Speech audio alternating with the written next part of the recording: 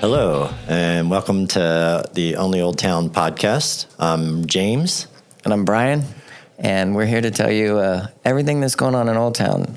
Try and keep you guys all informed on what's happening and how things are changing around here all the time. Yeah, we've been busy walking around finding out stuff for you. Just so you know a little bit more about us, Brian and I have been working around here. I used to own a bunch of the golf carts and did tours and things like that. And we live in the area. And we feel that we get asked a lot of questions when we're out there, and people seem to think we know a lot about the area. So we're just kind of going to give that to you. And today we hope to bring you some special guests and stuff. But Brian, they asked us, so we figure it out. Yeah. Now we're going to tell you. Yeah. So, and how long have you been, Brian?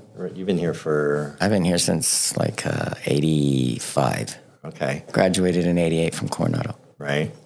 So, and then also, so our guest today, that's enough about us. We don't want to go too much into that because we really want to talk about the people and things that are going on in Old Town. So our guest today is Philip Payne, the owner of Anticus Fine Art, Jewelry, Books, and more. And we're going to talk to him a little bit about his art and his store and some special things he's got coming up. So tell us a little bit about you as an artist first. Howdy. Thanks for having me on. I've known you guys for a while, so you always keep me informed. I'm honored to be on your podcast. Thanks. And so as an artist, I started sculpting when I was, I've been playing with clay since I was tiny. You know, my dad was a world famous bronze sculptor and collected internationally, and he was considered for a while to be one of the top Western bronze sculptors in the U.S. So I grew up with art, and that's how he supported the family. So it was not only a passion and fun, it was a viable career choice, kind of in my head. And, from what I could tell, my dad was a 9th or 10th grade dropout. I made it through 8th grade before I dropped out and started making art. And I don't know, I've always loved it. I opened my first art gallery when I was 19. So I'd sit in a window and sculpt in a little fishbowl style. And, I try to walk by and I try to explain my art and what I was trying to create. And I cheated a little bit. Well, I didn't cheat. I spied on you a little bit this week. I went in when you weren't around and asked your staff to tell me a little bit about you and your art. And they showed me the Spanish horse. What's that one called? Legend of the Spanish Western. Legend of the Spanish Western. And that was your first one at 14. Yeah. I heard. And then I read that you sold out that. Yeah, that edition went pretty quick for me, for a 14-year-old. Right. Bought my first car. Right. You still have one there. It's not for sale. So Mom let me borrow it. Right. And then you actually do some of the work in the store too, right? Yeah, I'm still a live sculptor. Right. And which one are you working on now? So last year I released a small version of the Legend of the Spanish Mustang, kind of as my, I guess almost 2 years ago. Really sculpted it 2 years ago as my celebration of 20 years in the business. Okay. And so the story is this, it's a leap of faith story with this horse, like a legend of a horse that jumps a canyon in an effort to get away from somebody who was trying to catch it. And according to legend, it makes it to the other side. And so starting out my career at 15, it felt a bit like a leap of faith. And we've all had that, and I wanted whatever we do in life, right? It's this leap of faith that it's going to work. I'm going to quit school and become an artist. Hopefully. Yeah. And 22 years later, I own one of the larger art galleries in Scottsdale, and it's an amazing place. And it's and I still get to make art for a living, and I'm a happy little critter. So there you go. I'm doing something you love, and you never have to work. Exactly. Right. So I'm doing the horse landing on the other side of the canyon, so they're like a match set to celebrate, cool. Our leaps of faith and successes and their successes. Yeah. Nice. And you, so you said it's a story. Is that where you get a lot of your inspiration from? Oh yeah, I love reading, and in application, I feel like sculptures really start conversations with other people, but even just kind of in our personal musings as you're sitting there, and if the sculpture's well designed, it's kind of begging questions Like, where am I at in my journey? You know, and like there's kind of a self-reflection that comes from, you know, the silence and the, like, how often do we talk about Beethoven? Right. How often do we think about him? But if you have a sculpture of Beethoven sitting on your coffee table, Right. you know, now your mind, your heart, your conversations are going back to this piece of history where it's like, wow, I remember, you know, gosh, you know what, I'm going to put on the Fifth and re-listen to that, or I'm going to, you know, read about what life was like in Vienna in the 1800s. Your Beethoven Right. sculpture is pretty cool. Yeah. Thank you. I'm proud of that one. Yeah, and I know the one that you have in the shop doesn't have the poem. Yeah, so that one's Yeah. almost sold out. I think I've got 2 left in the edition. Okay.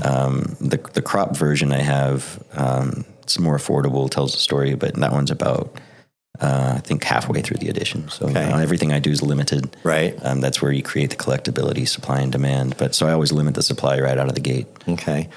And then What do you usually limit them to?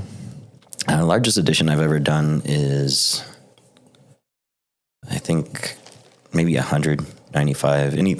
I was always told growing up anything under 100 can be considered collectible, but you know, and Keep it collectible. yeah, and that applies to up and coming artists at least more so than, I mean, a Dr. Seuss or something like that. You could do 1,000 of them, and there's 100,000 people who want it, you know, so it's the demand.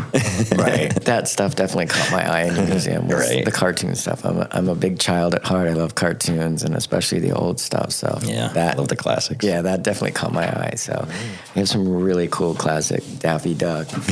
So stuff you had like a that. question, Brian, last night about the different names, but under the Yeah. I was going to ask you about Chuck Jones and his story because, like I said, I was really interested in all the artwork that you had of his. Yeah, we've got a really great collection of the Chuck Jones Foundation. I was actually able to become friends with his grandson, Craig Cowson, and he's running the whole Chuck Jones Foundation. He's curated an amazing body of work, some from like the family collection and some really rare pieces. So collectors are learning to come to us to, you know, anything in this area if they want kind of access to something really rare or even just something that's real affordable, but you know, kind of an iconic Chuck Jones image. So like his stuff will start in like $200, and then we have pieces that are, you know, definitely easily valued at $20,000, $25,000, and everything in between. So I saw one thing in there that was kind of cool. It's like you have a lot of like pencil drawings of some of the cartoon stuff from some of the different artists, like just their original sketch ideas before they actually became cartoons. I thought that was pretty interesting. yeah, concept drawings are a really collectible element to get out there. It's- Right? Because it's the first idea before it actually happened. And People so love that. who is Dan Bowden then? Dan Bowden is Bowden. Yeah, Bowden, no worries. He's a really great guy. Him and his wife. They live in Cottonwood, but they were sought out kind of by the Chuck Jones Foundation, and then given a license to continue producing works of art that kind of keep the stories alive from these classic cartoons. So he's done from the Flintstones to, I mean, Roadrunners and things like that sell really well. And even the classic Bugs Bunnies, where like Bugs is, you know, conducting the orchestra, yeah, with the fly, you know, and like Right. he just brings you back to the moment. Some of his pieces are even entire like compilations of the entire cartoon, so you're getting like screenshots or that he's recomposed and done his own colors on, but that are just really bring you back to, oh man, I remember that watching episode. that. Yeah, That's what you said that like 3 times. Yeah, I last was night. looking at it. I was like, I remember all these episodes. This is so cool. I love that. So tell us like your store now. You have how many artists? What makes your store a little different? I know I'm just so you know, I'm wearing a couple of pieces I got from his store. I got this Get back a few to the years mic. ago. Get on there. Boom. For those that can't see, I got a nice blue leather bracelet and then this nice silver plated ring. And I know they're all from different artists and stuff Yeah. too. So tell us a little bit about your store and why you're different. So, I mean, art is the way I've always liked to define it. It's the pursuit of mastery. You know, like you can make an art out of making a podcast. You can make an art out of cooking. You know, that it doesn't mean the way I cook is art, you know. And Definitely not the way we podcast. yeah, it's that pursuit, right? of It's our mastery. own little art. Yeah, and It's the sketch. more you learn about it, the more it starts to become your own thing, right? And it starts to really have its own voice. And, you know, so an artist in the kitchen is going to be able to say, this needs a little bit more of that. You know, I can follow a recipe and make something good, but I'm not going to say, oh, this needs tarragon. You know, like I don't know what tarragon tastes like. So, so I wanted to celebrate all of the arts as best I could and give the public a way to discover people who are really pursuing life as an art. Or their artists, their passions as an art, I should say. Because anybody can go to the Michaels and buy some canvas and put some paint on it and fill a wall. You know, it's not everybody's capable of painting, right? But the pursuit of mastery. So we curate collections from all over the world. We have like Marco Tamburo from Rome, Arcade Latour, he's from Montreal. We have local artists. We're wanting, and so we're also a bookstore. And that's really, so we're the first art gallery that I've ever heard of that added books. I certainly have seen bookstores that have attempted to add art, but that reverse approach really gave us an interesting environment for the public where people come in, they're getting to enjoy the art and, you know, see if they fall in love with something with some very modest, approachable, like first collector prices, you know, like that are really gettable. And then, you know, even mature collectors, as their collection matures, they're able to come through and they're still finding things that speak to them, as opposed to, and like with the jewelry that you have, you know, we're looking at a collection and we try to curate this collection for you. And they're limited too, also, aren't they? A lot of stuff, because I was told this ring isn't being made anymore. Yeah, like what we're looking for is, you know, that collectability, right? Good quality. And you know, an approachable value too. You know, we want everyone who walks into a bookstore, like that's what I love about bookstores when I travel. You know, everybody can go in and find something, especially like some big general bookstore or something. You know, but then you also get the little artsy bookstors where they've curated the books, and you can tell like they know their community. They've picked these books for those people. So I have a book curator, Karen Tierney, KT, we call her, and she handpicks every book. And, you know, with the jewelry, every piece of jewelry is handpicked, and every piece of art that we hang is handpicked. And so what we're doing is we're trying to stay connected to the community. But basically, you know, I feel like we mostly, as a culture, we mostly go visit art when we're on vacation. You know, we're kind of wanting to commemorate. Right. You go to museum, trip, gallery. Like, oh, well, I wanted to create a gallery that was diverse enough and approachable enough and fun enough that it was not a vacation thing. It was your date night.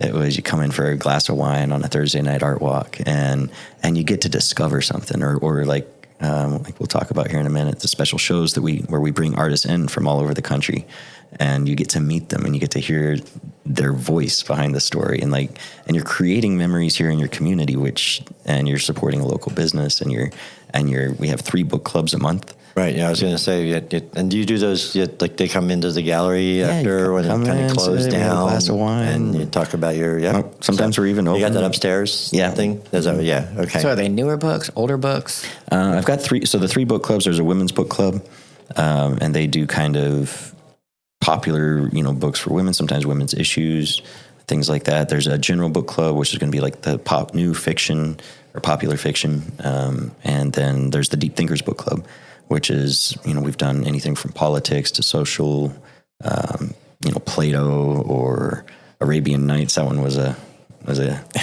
wow. But you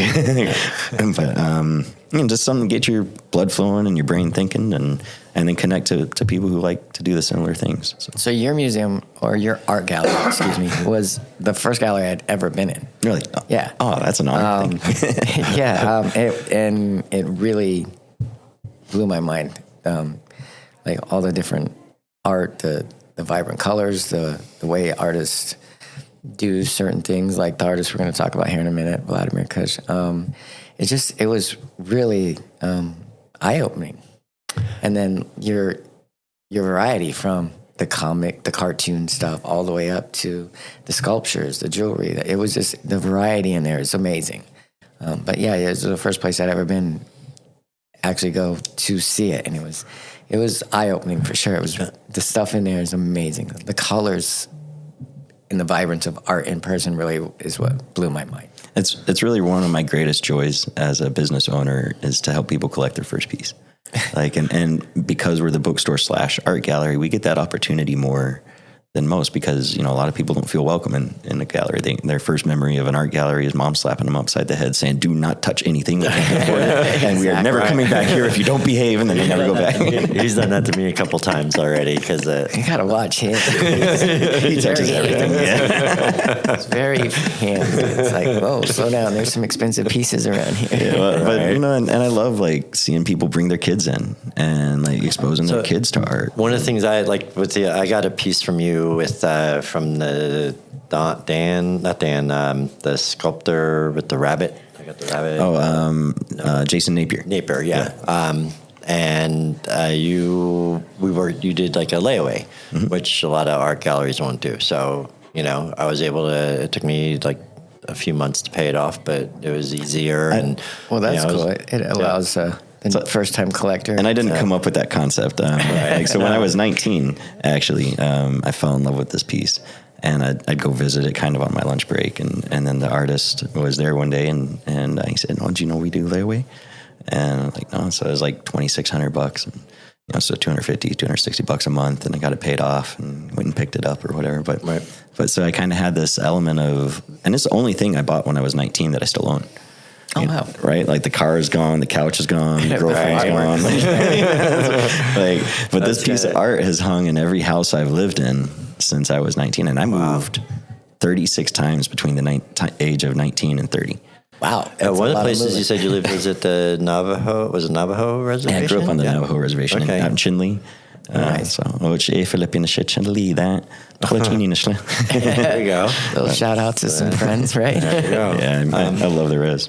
And then we want to talk about some of your events. So I've been to, you had the woman, I'm sorry, it's not as good as names. The Paige Bradley. Yeah, Paige Bradley. Mm-hmm. Yeah, and she was doing the live sculpting. Yeah, live sculpture of the ballerina. Yeah. And so for those of you who don't know, like she's one of the top human form sculptors in the U.S. and she came here from Connecticut. And in 3 hours, she went from using a live model, which is extra difficult. Wow. Using a live model, she went in 3 hours from a piece of wire to a finished clay sculpture that will now cast into bronze. And so that was a really cool event. Wow. And how many of those are you bronzing? How many? I think she does 30 of those. 30? Okay. Yeah. And you had to be there for the night for the better value. Yeah. We do giveaways. We do raffles at our events. People get free stuff. It's meant to be fun. And this comes out on Thursday, the 22nd. So you have Vladimir Kush, which is, I think, one of the podcast comes out on Thursday. Okay. Yeah, so we come out on Thursdays. Yeah, so, and you have Vladimir Kush coming in that Saturday after that. Yeah, so, the 24th, I believe, at 4 p.m. Brian's favorite, one of Brian's favorite artists. One of everybody's favorite. This stuff is epic. It is epic, for sure. It's that was the first time I went. Was I think it was the last time he was here. Yeah, in October. Yeah, that was the first time I'd ever been to a museum. Was for that. Okay, cool. So yeah, he's So again, for those who don't know, about that and how you get. I know you have to have a reservation, but there's no charge. Right. Yeah. So this is a free event. RSVP required or requested, just so we can gauge how many people and we do fill up with his shows. Yes. But it's kind of it's not super formal. Like you can come, casual, business casual even, but.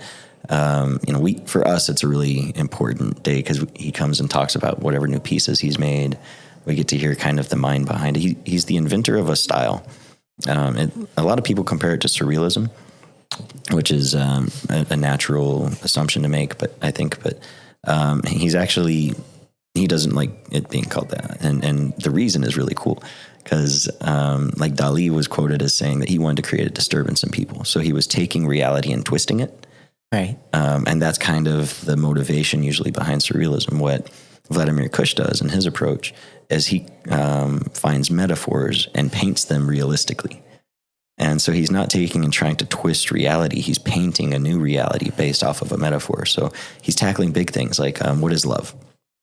Right? How do we understand what love is? It's not definable, right? I love ice cream. You know, I love my dog, Right. and die for him. Like I love my mom, and die for her. You know, Right, wouldn't die for ice cream, but I do love ice cream. Love a good glass of wine. Well, it might kill me. I'm not gonna die for it. And so he tackles these things, and then like, okay, what is romantic love? So he has this piece called The Matrix of Love, and there's 9 different paintings in it that he's done that are all metaphors of what is love. And it's just, and so anytime he balance in releases a there. new thing, like it's such a, it gets your mind and your heart going. And how many times do we get to hang a painting on the wall that makes you think about what love is, or what faith is, or what hope is, or what it is to dream or travel, or, you know, so this is an artist who actually moves the mind and heart. Right. And creates a beautiful environment while doing it.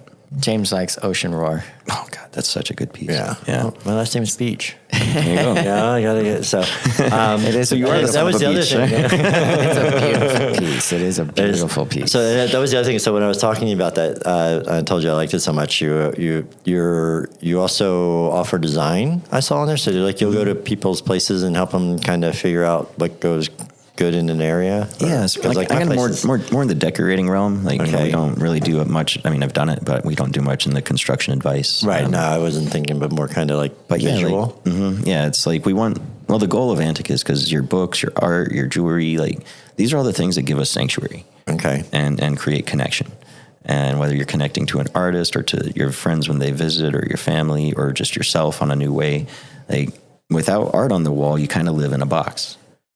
But, Yep. you know, like none of us want to go to a restaurant with a bad atmosphere, right? Like atmosphere is hugely important to our hearts and what we're attracted to and where we want to go. And sometimes we don't want to go home, not because we don't want to be with ourselves or, you know, but because we haven't invested in that environment to walk in and feel like, wow, this is my sanctuary. Comfortable. And a lot of people haven't been exposed to that or how to do it or how to create it. So absolutely, we love to say, hey, wow, here's a beautiful space. Let's hear how you use it. Okay, well, let's find you a great piece that's going to really sing to you, that's right for you, that, like, you know, for you, it might be a cartoon, right? For you, it's a Vladimir Kush or a sculpture by Jason, right? And every time you walk by it, you're like, I'm investing in myself. Like I'm doing things not because I saw on TV that I should drive a Tesla, you know, that loses its value as I have it.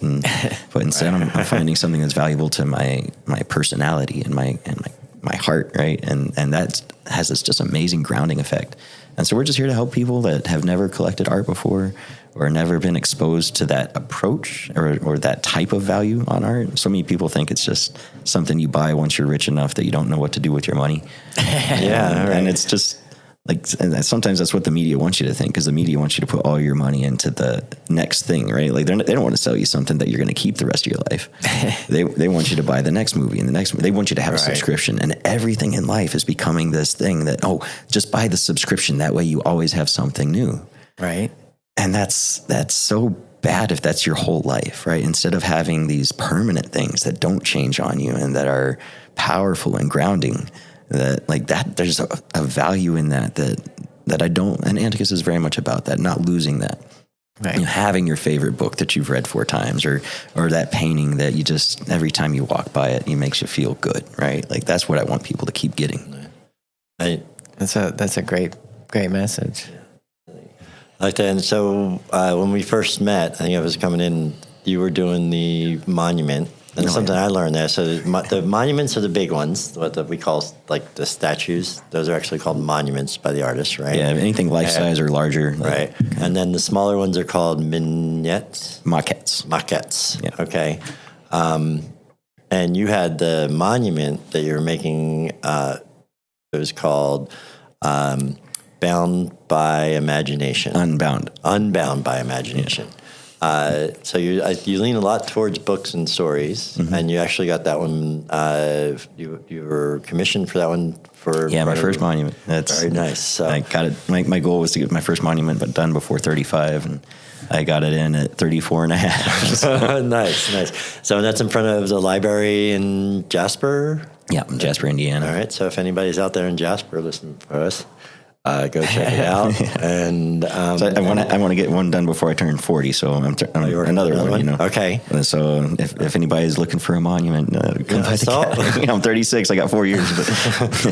But That's a really cool monument too. Thank you. So, yeah. It's lit from the inside, which Yeah, I was was a fun looking at it at element. night, and I'm like, "Where's that? That's so cool, the lighting." You guys in art So play we with are light.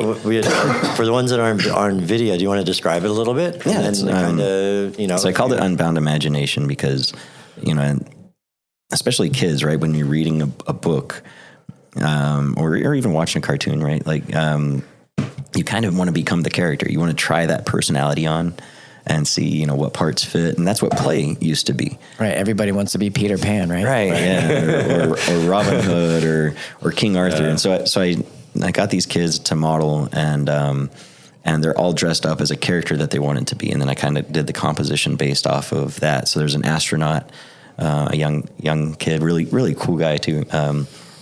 That was wanted to be an astronaut, so he dresses up in the costume of an astronaut. And he's on the top, and then I did King Arthur and Robin Hood sword fighting because that was me and my brother when I was young. Okay. We'd read all the books and we'd go out and sword fight, and he'd hit me with the stick, and then I'd cry and run inside, get him in trouble. And then I did Amelia Earhart, Nancy Drew, and Pippi Longstocking. And then they're playing on a giant stack of books. Okay, and so then I carved out important words that I want, especially a young mind to read, like love and honor and, adventure. And so it's been neat to hear about the kids walking around, reading those words out loud and kind of, getting to be part of because again, it's, so the art we bring home creates sanctuary in home and creates the culture of the house that you want. And then the reason I wanted to do a monument was because that creates the community culture, especially if it's a conversational piece, especially if it's something that gets people to read or say something out loud or makes people feel connected to it. And it begs a question. If it's just something that you can walk by and be like, oh, it's kind of cool. It's the ones where it's like, what does that mean? Or who is that? Or what is that guy doing? Or I could definitely see where people would stop and look at this and try and find a connection in it because it's really neat culture. Thank you.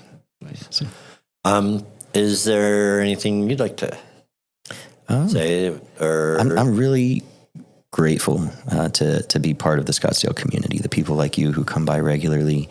You don't have to buy a piece every time you come in. You don't ever have to buy a piece. You can buy a book, and we appreciate the support. We have we really do care about the community and creating what we call the Anticus experience, where when you come in, we have a small staff and we get outnumbered. It's almost 7,000 square feet in that gallery, and there's two of us to juggle everybody's needs.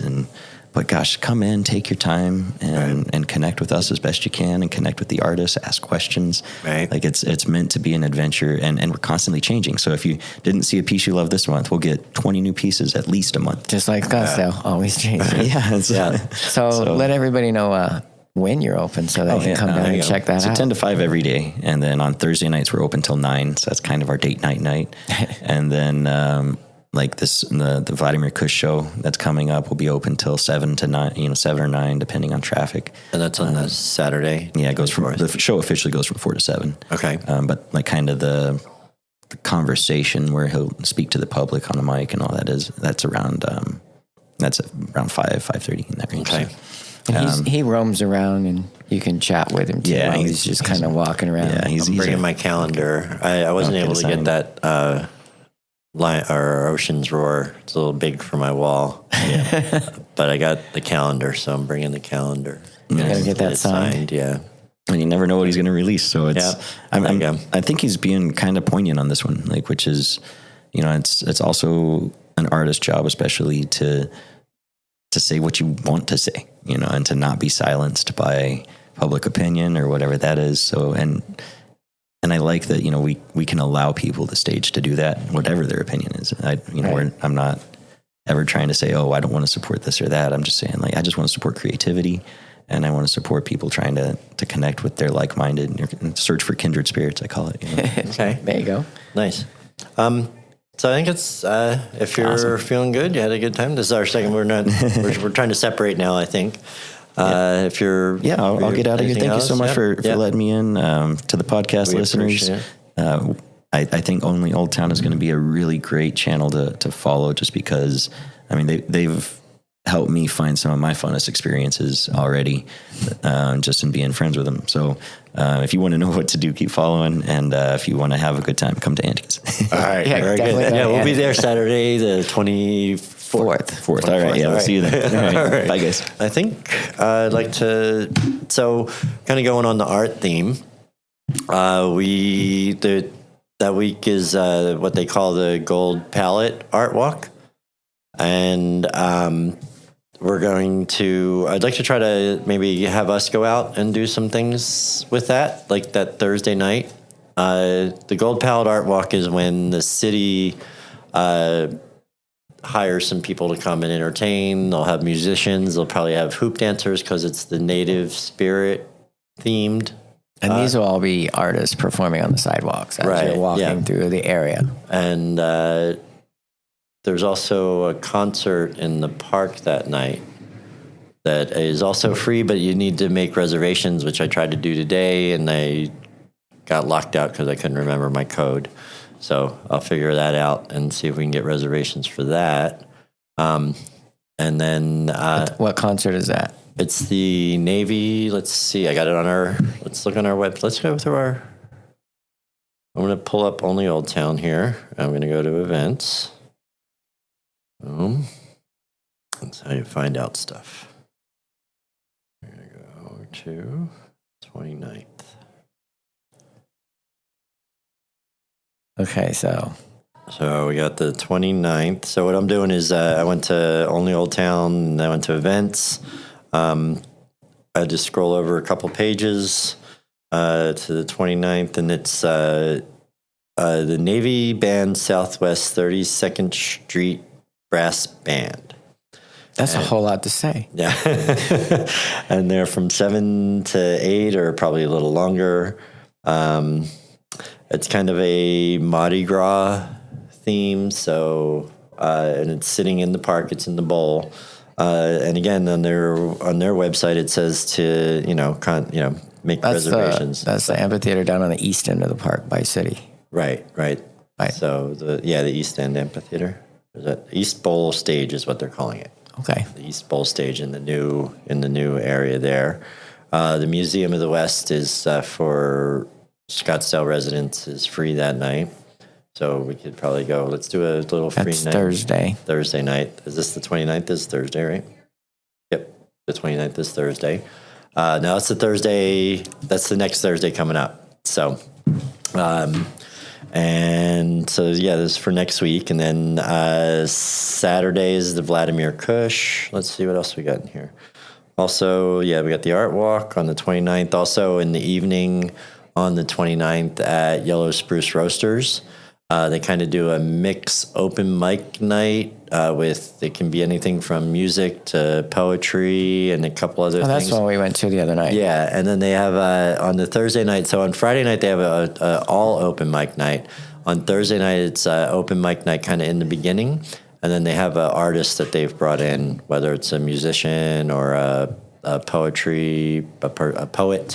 Or anything like that to come in as like feature a artist. headliner is what they call it. I guess. Headliner. Yeah. So I'm learning the terms. Also, is the 29th also the first baseball game? No. No, I think that's a little bit before that, isn't it? Yeah. 27th? Yeah, 27th. So we'll go back. Go back a page. Yeah. Let's see. Yep. 27th, right? Yep, that's Is our it the first. Mariners? And the Giants Yeah. at Giants Stadium. So the stuff on our page, the Giants are playing in a lot of places, but because Scottsdale Stadium is their thing, on our listing, we only have the home games because we're kind of Right. saying. We list all the home Yeah. games, but they do have a website that has all their other games throughout the valley. Yep, and you can click that when you on the event details. How many teams are we up to in spring training in Arizona? I think it was like 13 or 14. I'm not the sports guy. That is closer to 17, something Okay, like that. yeah. We have a lot of guys that come here for spring training now. Right. Friday night they have a DJ at One Handsome Bastard. Let me see what else. I thought I saw a couple other things in here. Oh, here, let's look at this. So we got this. I got the guide. If you get a chance to get this, if you like to do stuff in Scottsdale, it's called Guide. It's from the Scottsdale Arts. I got their 23-24 edition. And it's got a listing of like pretty much everything that's going on in the parks. And we're going to have all that listed on our Yeah. our events page and things to do also. So then the theater, there's let me see, I got some stuff here too. So I was looking on my page, but I know, so we got let me see, we're looking February 10th. No, that one's gone. There's a couple other.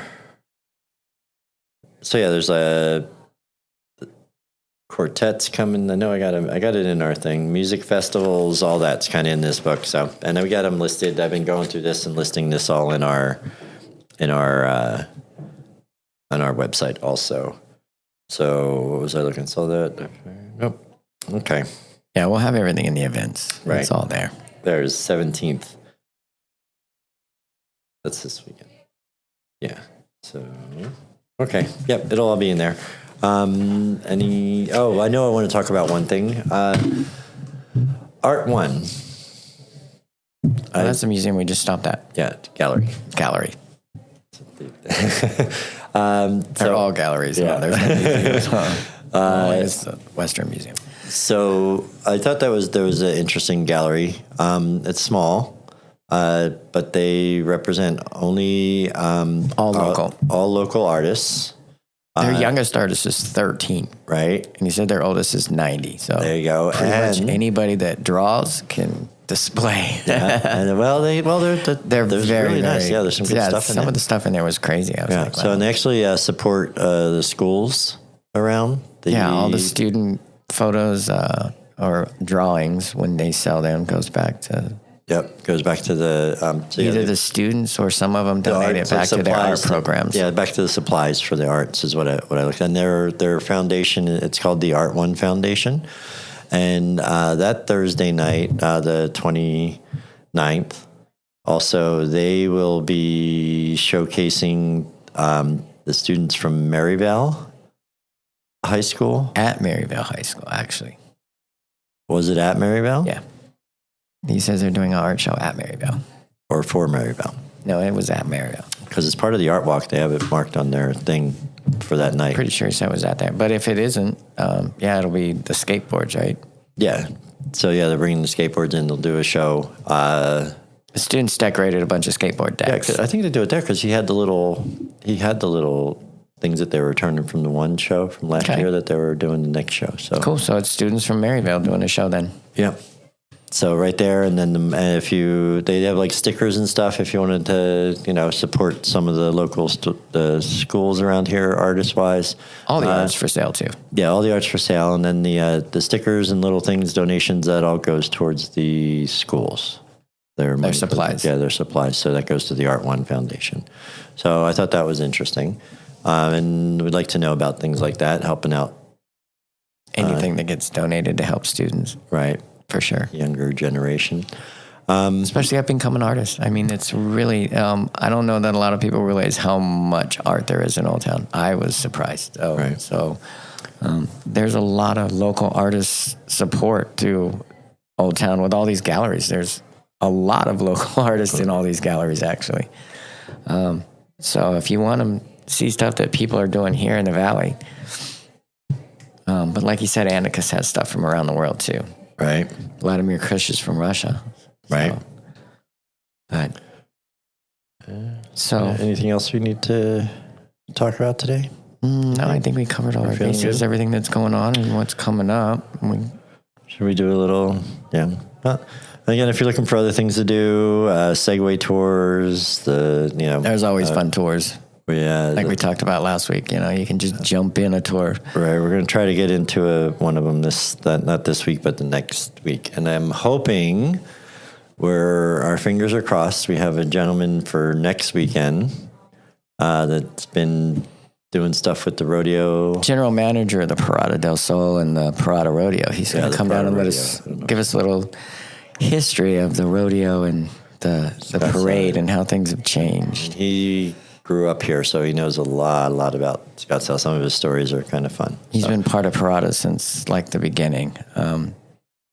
Yeah. So he was part of it when it was still run by the JCs, which my wife's family was a part of the JCs back then, and they were a big part of the rodeo. So it's Parada's a big thing for Scottsdale. It used to be the longest horse-drawn parade in America. But I'm not sure about that now. There were a lot of cars this year. Right. Saturday, the 24th, you have the, in the morning, you can do the farmer's market that's going on. That's just ending right now, too. Yep, that I goes guess from. if you were here, right? Yeah, they go from 8 to 1. So, yeah, and they'll go for a while. Saturdays, you also have coffee and cars in the morning if you need coffee. And when I say that's going on right now, it's because we record on Saturdays. So it doesn't come out till Thursday. So sometimes it sounds a little weird what we're saying. The 23rd at the, down in the